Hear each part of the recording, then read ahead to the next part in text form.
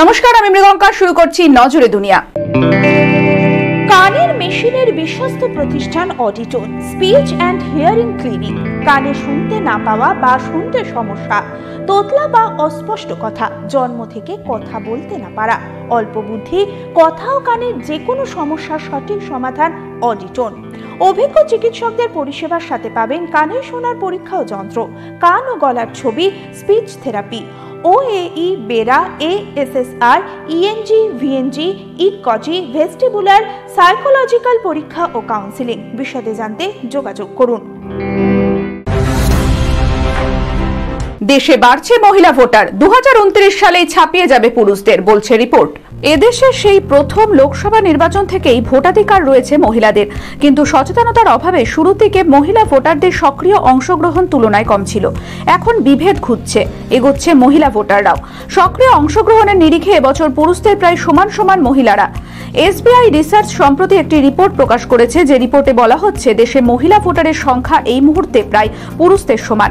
2029 লোকসভা নির্বাচন পর্যন্ত সেটা পুরুষদের ছাপিয়েও যেতে পারে। বস্তুত স্বাধীনতার পর দেশে পুরুষ ও মহিলা ভোটে অংশগ্রহণের ক্ষেত্রে পার্থক্য ছিল 15%-এর বেশি। অর্থাৎ মহিলাদের থেকে প্রায় 15% বেশি পুরুষ ভোট প্রক্রিয়ায় অংশ নিতেন। সেই ব্যবধান কমতে কমতে 2014 সালে দাঁড়িয়েছিল 1.5%।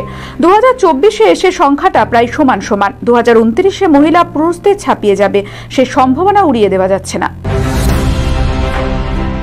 ইসরায়েলের বোমায় নষ্ট 4000 ভ্রূণ, অসংখ্য নিঃসন্তান দম্পতির স্বপ্ন চুরমার।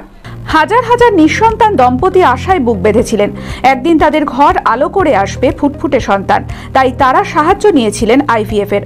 গাজায় বেশ কয়েকটি ফার্টিলিটি ক্লিনিকে শুক্রাণু ও ডিম্বাণু সংরক্ষণ করেছিলেন বহু দম্পতি, কিন্তু হামাস ইসরায়েল যুদ্ধে সব স্বপ্ন ভেঙে চুরমার হয়ে গিয়েছে। রয়টার্সের এক রিপোর্ট অনুযায়ী গাজায় ইসরায়েলের বোমা বর্ষণে 4000-এরও বেশি ভ্রূণ নষ্ট হয়ে গিয়েছে। জানা গিয়েছে গাজায় অন্তত 9টি IVF ক্লিনিক রয়েছে, যেখানে শুক্রাণু ও ডিম্বাণু সংরক্ষণ করে রাখা হয়। সেই রকমই একটি ছিল আল বাসমা IVF সেন্টার। রয়টার্স সূত্রে খবর, গত ডিসেম্বর মাসে গাজার এই সর্ববৃহৎ ফার্টিলিটি ক্লিনিকে আছড়ে পড়ে ইসরায়েলি ফৌজের বোমা। সে সময় ওই ক্লিনিকে তরল নাইট্রোজেনের 5টি ট্যাঙ্ক মজুদ ছিল। প্রচন্ড বিস্ফোরণে ওই ট্যাঙ্কগুলোর ঢাকনা ফেটে যায় এবং সেগুলির তাপমাত্রাও বাড়তে থাকে। অতিরিক্ত গরমে ট্যাঙ্কগুলোর মধ্যে থাকা 4000-এর ওপর ভ্রূণ নষ্ট হয়ে যায়। পাশাপাশি 1000-এর ওপর শুক্রাণু এবং নিষিক্ত ডিম্বাণু নমুনাও সংরক্ষণ করা হয়েছিল, বাঁচানো যায়নি সেগুলিকেও। উফ, কি গরম! দিল্লির ভিড় বাসে বিকিনি পরেই সফর তরুণীর। আজব পোশাকের জন্য খবরের শিরোনামে থাকেন উর্ফি জাবের। খোলামেলা সেই পোশাকে বাস বা মেট্রোর মতো গণ পরিবহনে ওঠার কথা হয়তো স্বপ্নেও ভাবেন না তিনি। যদিও তীব্র গরমে রীতিমতো বিকিনি পরে দিল্লির ভিড় বাসে দেখা গেল এক তরুণীকে। ঘটনার ভিডিও করেন এক সহযাত্রী, যা হুড়মুড় করে ভাইরাল হয়েছে সোশ্যাল মিডিয়ায়। প্রশ্ন উঠছে শালীনতা ও স্বাধীনতার সীমা নিয়ে। তরুণীকে নিয়ে মিশ্র প্রতিক্রিয়া দেখা গিয়েছে নেটিজেনদের মধ্যে। ভিডিওতে দেখা যাচ্ছে বিকিনি পরিহিতা ওই তরুণী বাসে উঠছেন। তার পোশাকের হাল দেখে কার্যত হকচকিয়ে যান বাসের অন্য যাত্রীরা।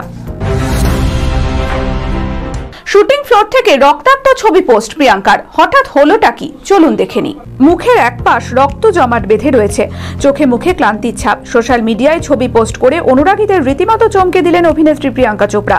হঠাৎ কি হলো দেশি গার্লের, ব্যাপারটা একটু বিশদে বলা যাক। এই মুহূর্তে ফ্রান্সে হেডস অফ স্টেট সিরিজের শুটিং এ ব্যস্ত রয়েছেন প্রিয়াঙ্কা। সেখানেই অ্যাকশনের শুটিং এ রক্তাক্ত মেকআপে ছবি পোস্ট করেছেন তিনি। ছবি পোস্ট করে প্রিয়াঙ্কা লিখেছেন, জানি না আর কতবার রক্তাক্ত হতে হবে।